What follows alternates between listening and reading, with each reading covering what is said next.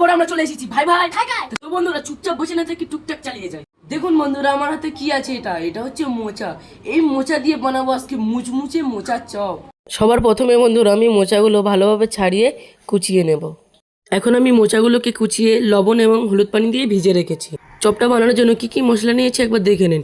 শুকনো লঙ্কা, ধনে, জিরে, পাঁচফোড়ন ও গোটা গরম মশলা। আমি গ্যাসে কড়াইটা বসিয়ে দিয়েছি, কড়াইটা গরম হয়ে গেছে। এখন আমি এর মধ্যে মশলাগুলো দিয়ে দেব, দিয়ে ভালো করে ভেজে নেব। কিছুক্ষণ নাড়াচাড়া করব। এখন আমি কড়াইতে তেল দেবো। তেলটা গরম হয়ে গেলে আমি বাদামগুলো লাল লাল করে ভেজে নেব।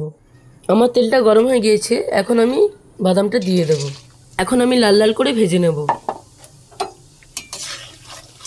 আমার বাদামগুলো লাল লাল করে ভাজা হয়ে গেছে, এখন আমি অন্য একটা পাত্রে তুলে নেব। ওই একই তেলে আমি পেঁয়াজটা দিয়ে দেব, আর সাথে দেবো কাঁচা লঙ্কা কুচি। এখন আমি এর মধ্যে দিয়ে দেবো আদা রসুনের পেস্ট। এখানে আমি নিয়েছি লবণ, হলুদের গুঁড়ো এবং লঙ্কার গুঁড়ো, এটা আমি পেস্টের মধ্যে দিয়ে দেব।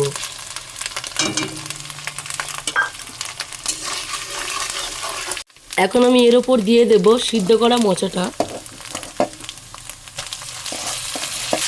এখন আমি দিয়ে দেব এর ওপরে ম্যাশ করা আলুটা।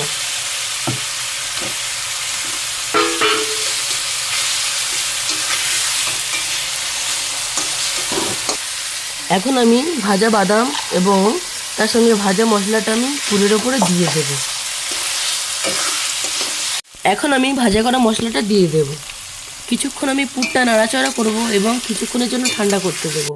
আমি পুরগুলোকে এইভাবে শেপ করে নিয়েছি, আপনারা চাইলে গোল করে নিতে পারেন। কোট করার জন্য আমি এখানে কর্নফ্লাওয়ার গুলে নিয়েছি এবং নিয়েছি বিস্কুটের গুঁড়ো।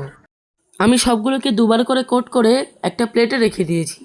এখন আমি এই প্যানে ভেজে নেব। এক এক করে আমি প্যানে সবগুলোকে দিয়ে দেব।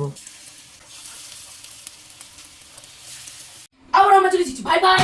দেখুন বন্ধুরা সেই মোচার চপটা দেখুন কত লোভনীয় এবং মুচমুচে হয়েছে। এই দেখুন বন্ধুরা ভিতরে স্টাফিংটা দেখুন বন্ধুরা একদম অন্যরকম হয়েছে বন্ধুরা। এবার আমরা খাওয়া স্টার্ট করি। কি বলবো বন্ধুরা, বাগানের মোচা তো একদম দেশি। বন্ধুরা এত সুন্দর হয়েছে, দাদারা তো মোচা রান্না দিয়ে পুরো পেটটা ভরে গেল। আহা